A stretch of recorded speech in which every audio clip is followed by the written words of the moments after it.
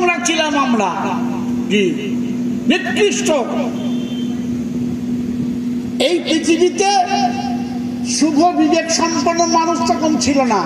আর আল্লাহ ওই জাতিকে 23 বছরের মেহনত মুহাম্মদ সাল্লাল্লাহু আলাইহি ওয়াসাল্লাম তাদের সামনে যে শিক্ষা নিয়ে এলেন, যে আলোচনা নিয়ে এলেন, আর যে সমস্ত তিনি প্রচেষ্টা নিয়ে এলেন, একটা সমাজকে সংস্কারের জন্য যা কিছু তিনি করলেন, আল্লাহ নিজে ঘোষণা দিলেন এরা ছিল নিকৃষ্ট।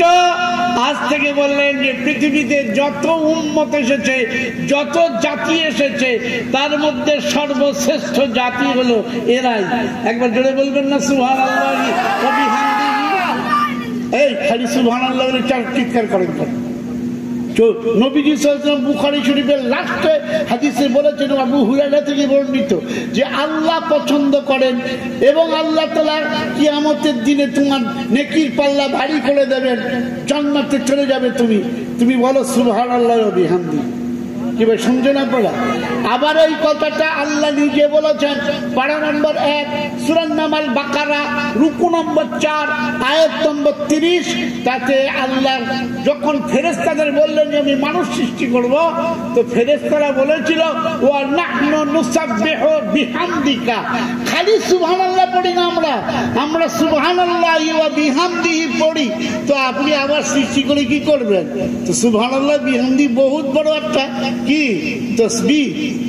এটা শুধু এইখানেই লেখা আছে পারা নম্বর 15 সূরার নাম বনি ইসরাইল আয়াত নাম্বার 44 তাতে বলছেন ওয়া ইন মিন শাইইন ইল্লা ইউসাব্বিহু বিহামদিহি।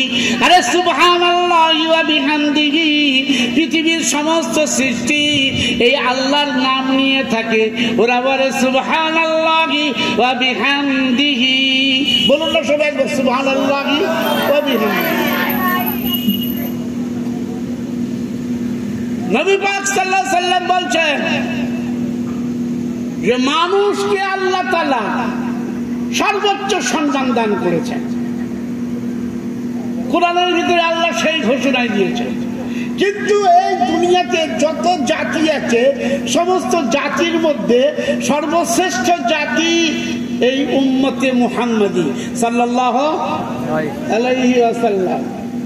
পারা নম্বর 4 তৃতীয় পৃষ্ঠা সূরার নাম আল ইমরান আয়াত নম্বর 110।